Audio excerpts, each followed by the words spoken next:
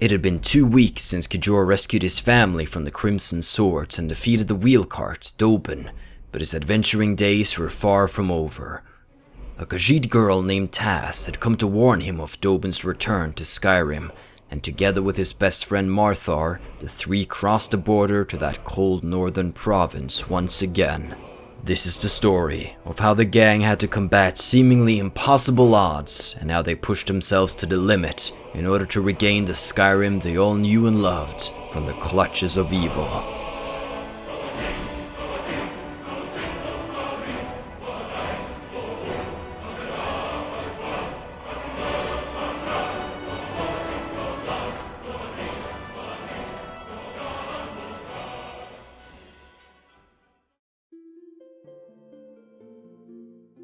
Before this recap begins, I'd just like to clarify a few things. Firstly, characters and locations might look a bit different in this recap than they did in the season. Secondly, there are some spoilers for the Dark Brotherhood questline in Oblivion. Other than that, enjoy the recap. Upon returning to Skyrim with Marthar and Tass, Kjor was shocked to see how quickly Dobin's influence had consumed Skyrim. The major cities were taken over by Dobin's new Death Jarls, and Dobin militia patrolled every road in Skyrim. Any form of organized rebellion against Dobin fell quickly, and the gang feared falling under the grip of this tyrant themselves. The Khajiit who had informed Kjor about the sinister situation, Tass, told him that the farmer Lund had foreseen this, and that they had to rendezvous at his hut to lay a plan of attack. The three set out on their journey, narrowly avoiding Dobin ambushes and assaults, and eventually arrived at Lund's hut. The farmer explained that the body Kjor had seen in his bed was of his twin brother who had assaulted Lund earlier. He told Kjor that when Dobin was crushed in the Hatredfall fort, his powerful soul had been freed from the constraints of the wheel cart. Dobin had essentially grown stronger by what Kjor did to him and allowed him to take on a new form. He was still not at his full capacity though, and the gang needed to strike quickly before he could manifest himself physically in the world. Lund explained how the cities had fallen under the rule of Dobin fanatics, and that the Jarls of each city had been corrupted. The followers of this new god established the Church of Dobin, and all citizens had to abide by the rules of Dobinism. Lund's strategy meeting was soon interrupted, however, by Alice's wife, Lisette. She was a rebel, and she had seen a big force headed for Lund's hut. They had no time to question her, and instead rushed out to meet the army. A fierce battle ensued, and the Dobin followers greatly outnumbered Kjor's team. However, the Khajiit soon got backup from a hooded man wielding a katana, who jumped into the fight and sliced open enemies left and right. The battle was won, and the hooded man revealed himself. It was Lucien Lachance, a former speaker of the Dark Brotherhood in Cyrodiil. Marthar and Kjor had heard stories about him, but had a hard time believing he was who he claimed to be, as Lucien Lachance had been killed 200 years prior to this encounter. Lund greeted him as an old friend, however, and Lucien promised to answer their questions once they got to a safe place, and urged them to follow him to his hideouts. As the gang packed up and prepared to leave, they noticed something. Lisette, the rebel girl who had alerted them, was gone. On their way to the hideout, the gang decided to take shelter from the raging storm in the Dwemer ruins of Misinkileft. What seemed to be a smart move turned out to almost be the gang's downfall, as they woke up to the sound of a battering ram hitting the main doors. An army of Dobin militia was standing outside, and they were just about to break through the doors when a young Argonian appeared before the gang. His name was Phantomfish, and he claimed to know a secret path out of the mountain. They followed him, and he kept his promise, leading them through a narrow tunnel and ending up a safe distance from the ruins. After a few encounters with Dobin death dragons, Kjor suffered a very realistic hallucination, something that could have been a side effect of the corrupted air. He shrugged it off as a daydream, and the gang eventually reached Lucien's hideout. Lachance then told him the story of how he was betrayed by a member of the Black Hand in Cyrodiil 200 years ago, a member named Matthew Bellamont. He also told of the young assassin Sundrane, who killed Bellamont and saved the Brotherhood. However, Bellamont was no ordinary human, he had been possessed by a powerful spirit, a spirit by the name of Dobin. Lucian revealed to the gang that Dobin was more than just a wheel cart with special powers. Dobin was an evil being that had haunted Tamriel for centuries. He could only take a new shape once every era, but the form was random, and he had been unfortunate enough to appear as a wheel cart in the 4th era. Kijor had managed to break him free from this bond, but without destroying the spirit itself.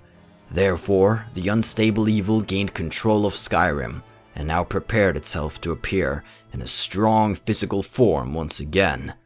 The gang had to act quickly, and a plan was made to find Alice and Eleanor. As the gang headed to the sleeping quarters, Taz invited Kijor to rest in her bed, claiming that it would be more cozy if they shared body warmth. Although they had only spent a few weeks in each other's company, the two had gotten very close. Kijor agreed, and they spent the night together. The next day, Lund revealed the plan to find Eleanor, called Operation Assassin's Rift. Kijor, Marthar, Taz, and Phantomfish were to travel to Riften and search for her. During their walk, they were approached by a group of wargs who called themselves the Swiftclaws.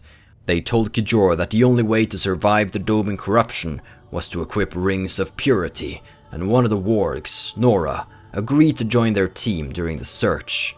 They found out that the rings are worn by a group of Dremora called the Khal Salid, and the gang hunted them down for their rings. With the rings equipped, the gang headed towards Riften, but Kijor experienced a headache and blacked out. He appeared in a strange tower and heard a voice telling him to unleash his power. A lightning bolt then came from the sky and struck the Khajiit, making him wake up from the dream. They arrived at the Riften walls, and near the spot where Kijor had first talked to Eleanor, he now met her again. The Bosmer refused to join their quest, as she swore she saw Janasa inside Riften, and wouldn't help them out until she ensured her wife's safety. Kijor's conscience tore at him, and he ended up telling her that he had come across Janasa in the Hatredfall fort, and that he had killed her. He explained that she was corrupted and evil, but Eleanor was overcome with rage.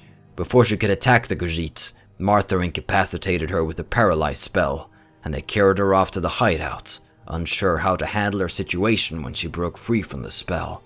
Eleanor was placed on a bed in the hideout, and Marthar used powerful magic to influence her dreams and forced her to face her inner fury in a duel. After weakening her own rage, Eleanor woke up, saddened by the news of her wife's death, but also willing to forgive Kijor. She made Dobin the new target for her pursuit of vengeance. With Eleanor back on their team, they began the operation to find Alice, who they believed to be at Fort Dawnguard. Operation Blazetown was started. The gang had to make their way through Windhelm in disguise and reach a portal in the Hall of the Dead after creating a huge distraction for the city guards outside the walls. Before this, they had to obtain a few items. The first item was a blaze scroll, which was guarded by a group of Dobin followers near Whiterun, led by a woman named Falana. After they obtained the ancient scrolls, they came across an uncorrupted orc named Groth. He swore allegiance to the gang as he had left his stronghold in search of the famous Kijor, ready to rebel against Dobin. They obtained Amulets of Dawn by defeating the undead Dawnguard members in the Brittlesham Pass, and then traveled to Windhelm to put their plan into action. But the plan fell apart soon after entering Windhelm though, as the gang noticed that their disguises weren't good enough.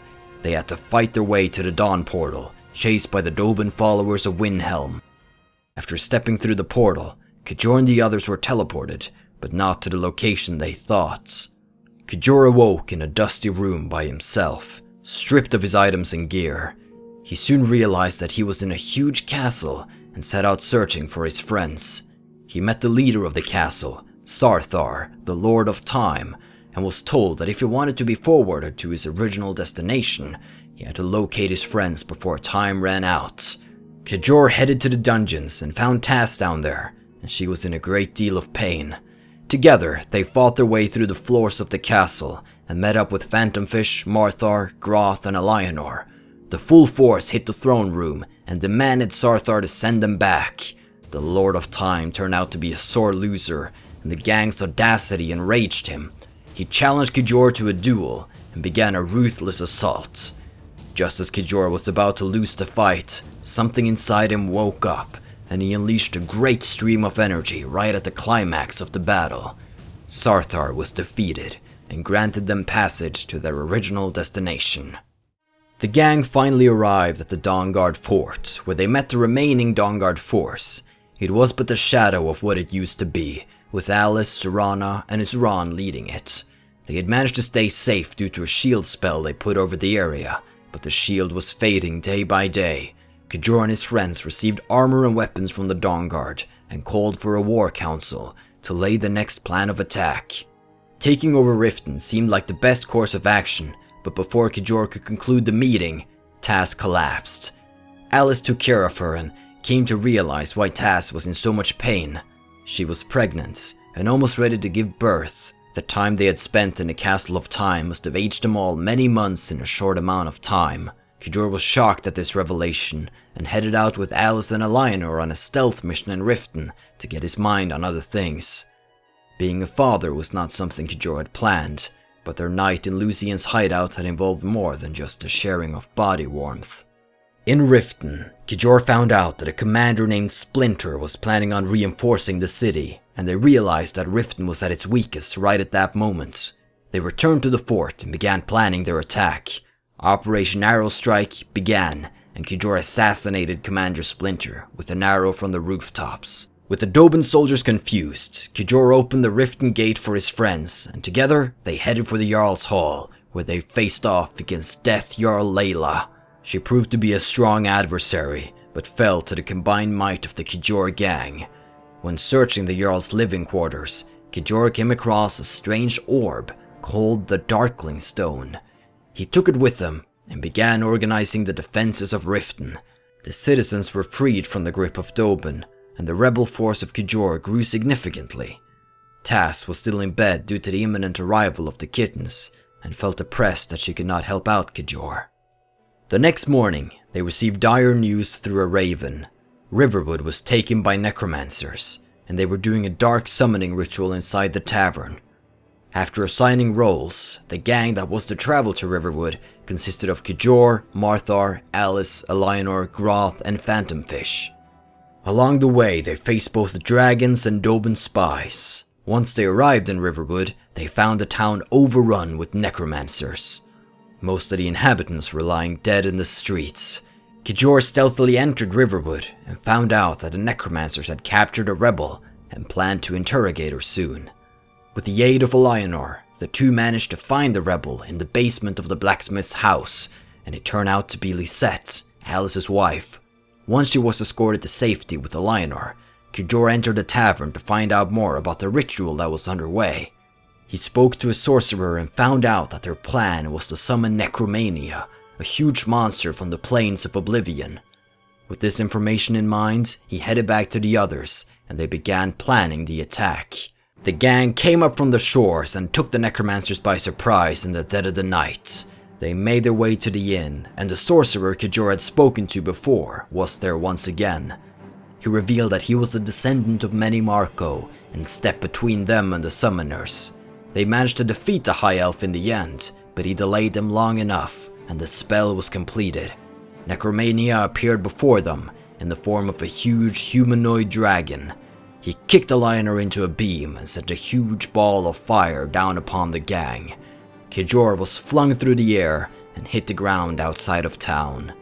Hurt, weak, and tired, the feeling of despair grew inside of him.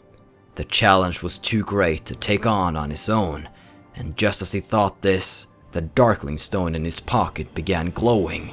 In a great flash of light, a huge army appeared behind Kijor, and the soldiers talked to him in unison, calling themselves the Darklings. This fearsome force swarmed Riverwood and defeated Necromania, suffering only minor losses.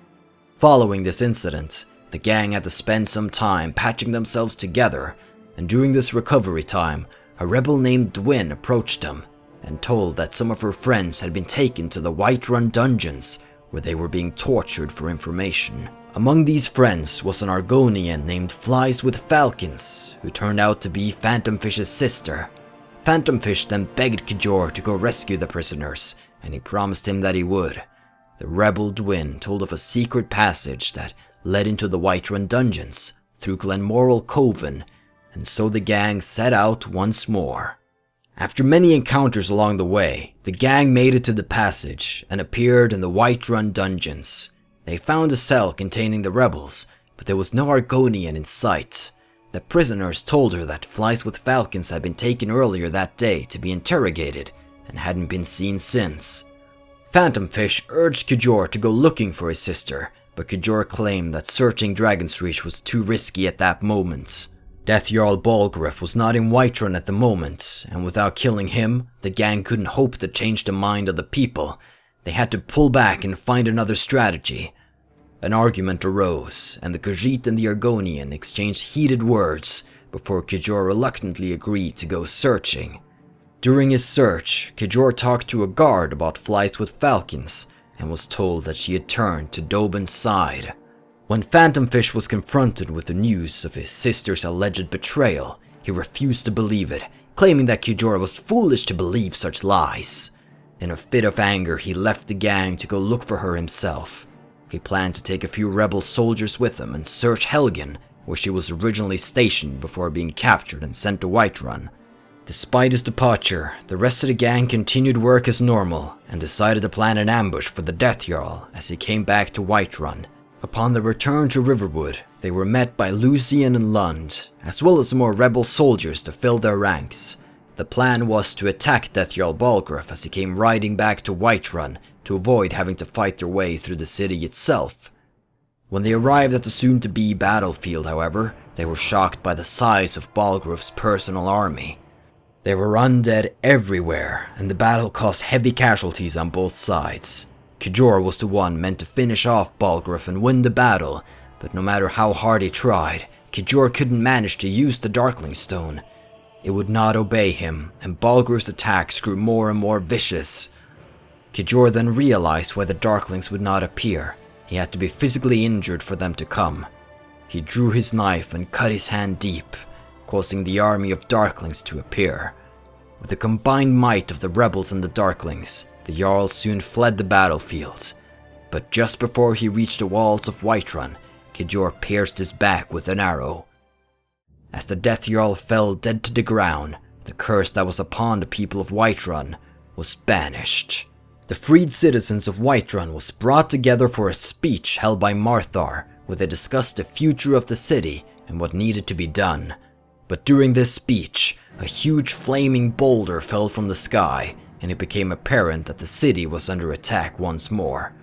During the ensuing chaos, Kjor was stabbed by a hooded fanatic, and he started bleeding out fast. To save his life, Kjor's inner powers transferred his soul to another realm, essentially putting Kjor in a coma. He was guided by his inner voice to seek out the one they called Dovahkiin, and had to learn how to unleash his inner powers. As he woke up, a man named Folkbjorn approached him and told him that he was in a realm called Na-Dular. Folkbjorn was known as the Dragonborn and had the ability to shout and absorb dragon souls. Dobin had banished him to this realm while looking for a way to corrupt and control him, but Folkbjorn had the feeling Dobin had forgotten about him entirely, and now he walked this haunted realm for eternity. He had been working on a plan of escape and shared it with Kjor. To escape the realm of Na-Dular, they would have to defeat the 3 skeleton lords of the realm, Kelnor, Leidnor, and Draenor. Their existence kept the realm a reality and had to be destroyed. Kjor and Folkbjorn banded together to fight, and the first 2 lords fell to their combined might swiftly, but the last one proved to be a challenge. Draenor was immune to physical forms of damage through the use of weapons, so Folkbjorn decided to use his shouts. Kjor realized that he had to help out too, and searched inside himself for the power to use magic, like he had done in the battle against Sarthar in the Castle of Time. He succeeded, and found himself able to both shove enemies away with great force, and summon huge balls of flame to incinerate the skeletal minions summoned by the Lord. Draenor fell in the end, and the realm collapsed, sending Kjor back to Skyrim. And it was a good thing he arrived when he did too, as Dobin's army was approaching the walls of Whiterun. They had to prepare a defense. Hordes of undead swarmed the gates of the city, and the rebels fought back with the aid of the Darklings. To help turn the tide of battle, Folkbjorn appeared, riding a dragon. He jumped into the action and cut down the remaining soldiers by himself. Dobin's army retreated, and he could finally join up with Kijor's gang. He came with grave news, however. The attack on Whiterun was just there to distract them from their main assault, which was on Riften. Kijor was determined to keep his girlfriend, Tass, safe, and asked Folkbjorn to ride with him on his dragon to reach Riften quickly. Folkbjorn claimed that this wouldn't work, as the skies around Riften were covered in electric mist, and that to calm the skies they would have to go to High Hrothgar and take out the corrupted Greybeards. They jumped on his dragon and flew to the top of the mountain, where they faced off against the Greybeards and even Parthunax himself. Once the Greybeards were defeated, Kijor and Folkbjorn traveled to Riften. Before Riften was attacked, Isran had started evacuating civilians into the ratways beneath the city, and Tass was also sent down there to keep her and the kittens from harm. Kijor saw this in a vision and knew where to go looking for her. He and Folkbjorn fought their way through the ratways and eventually reached the main chamber, where they were met with a sinister sight. Tass was bound and was about to be executed. As Kijor rushed to save her, a spell incapacitated him and Folkbjorn, and they both fell to the floor, unable to move, but still able to see the scene before them. And then, the caster of the spell appeared before Kijor. It was Phantomfish. He claimed he was getting revenge on Kijor, something which confused the Khajiit. Phantomfish did not explain his motives, and his ramblings were that of a madman. He told the executioner to complete the task, and despite Kijor's cries for mercy, Tass was forced onto the block, and the axe was lifted high up over her head and swung down with great force. Her head came off in a clean swipe. The shock and horror of this moment imprinted itself on Kijor's memory, causing a severe trauma. Folkbjorn wasn't paralyzed by the shock, however, and broke free of the spell Phantomfish had cast on him. But before he could pierce the heart of the traitorous Argonian, he was struck down with a fearsome fireball from Phantomfish, a spell the Argonian had been keeping ready for a special occasion.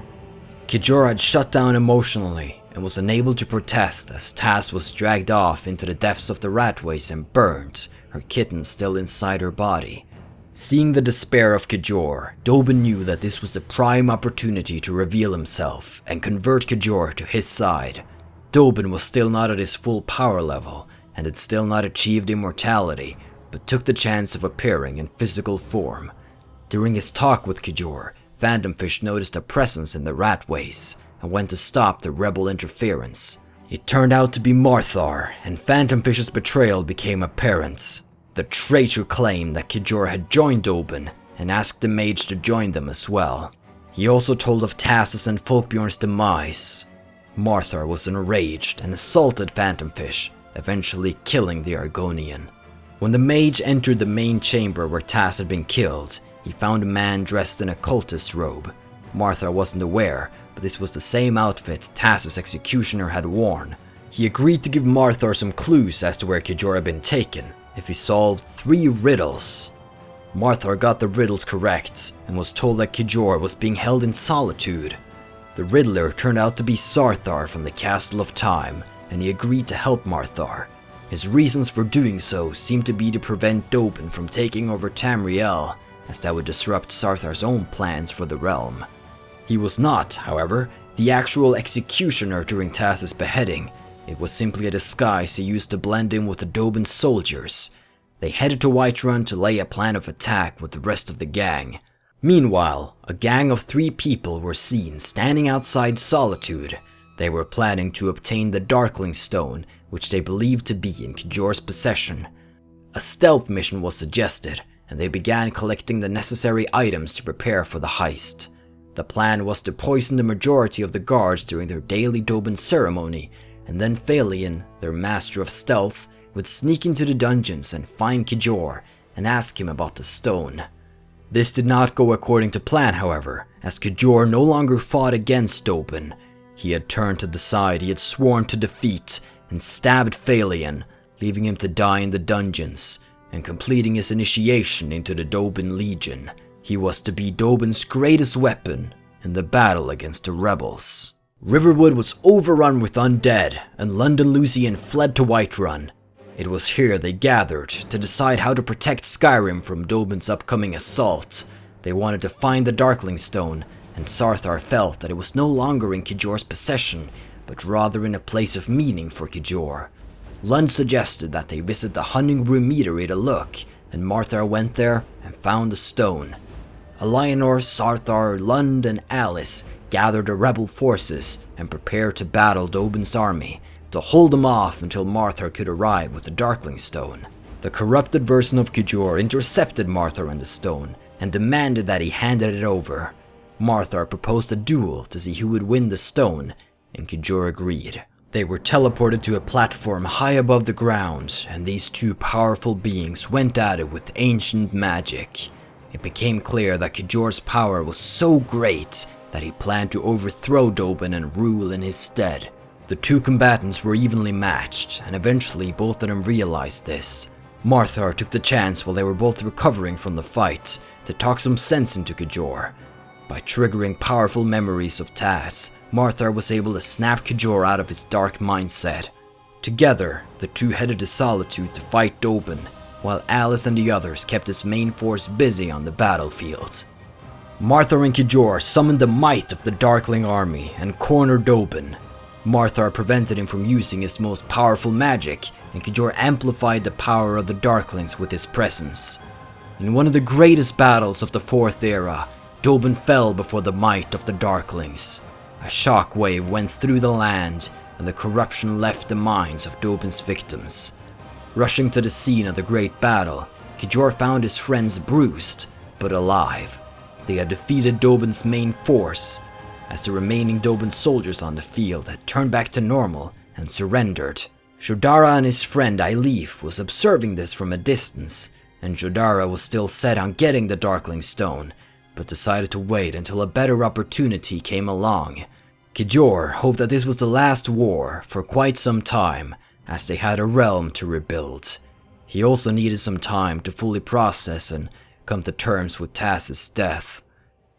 However, not all the people of Skyrim embraced Doban's downfall, and some were driven by a devotion and love to Doban that was not affected by the aura of corruption. These individuals had to be stopped before they started organizing themselves. The journey to slay Doban may have been over, but his minions were not willing to back down without a fight. Kijor realized that to achieve peace, there had to be war.